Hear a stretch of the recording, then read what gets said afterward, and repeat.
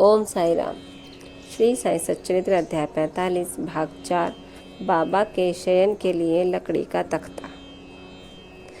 बाबा अपने जीवन के पूर्वार्ध में एक लकड़ी के तख्ते पर शयन किया करते थे।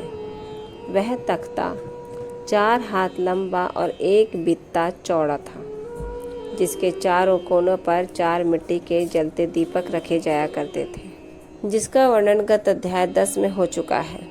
एक समय बाबा उस पटिये की महत्ता का वर्णन काका साहब को सुना रहे थे, जिसको सुनकर काका साहब ने बाबा से कहा कि यदि अभी भी आपको उससे विशेष स्नेह है तो मैं मस्जिद में एक दूसरी पटिया लटकाए देता हूँ, आप सुखपूर्वक उस पर शयन किया करें।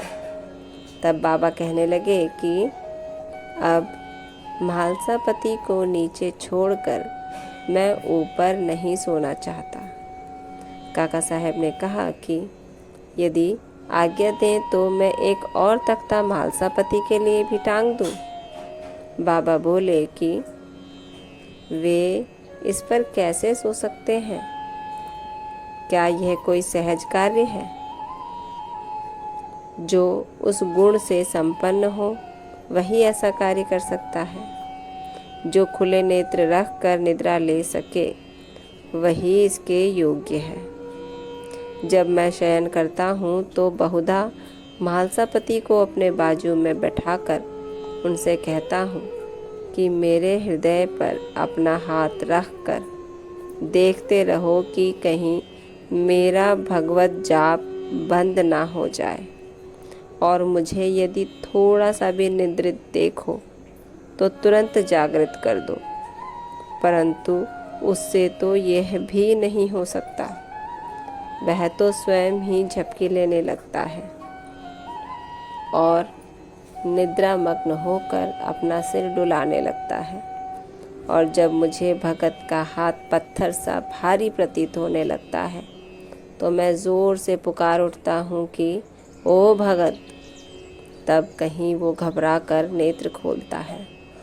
जो पृथ्वी पर ही अच्छी तरह बैठ और सो नहीं सकता तथा जिसका आसन सिद्ध नहीं है और जो निद्रा का दास है, वह क्या तख्ते पर सो सकेगा?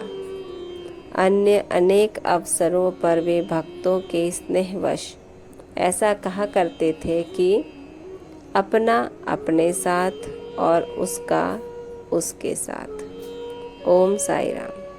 श्री सद्गुरु साईनाथार्पणमस्तु। शुभम भवतु। या निशा सर्वभूतानां तस्यां जागृतिं संयमी, यस्यां जागृति भूतानि सा निशा पश्यतो मुनेः।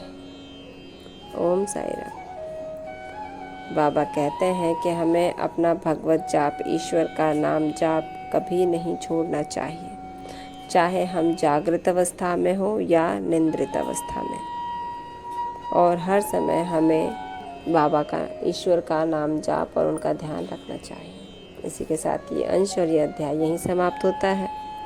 कल अगला अध्याय 46 का पहला अंश प्रस्तावना के साथ शुभारंभ होगा। तब तक ओम साई राम। बाबा आप सब पर कृपा रखें, आपको आशीर्वाद दें और कष्टों से दूर रखें। ओम साई राम।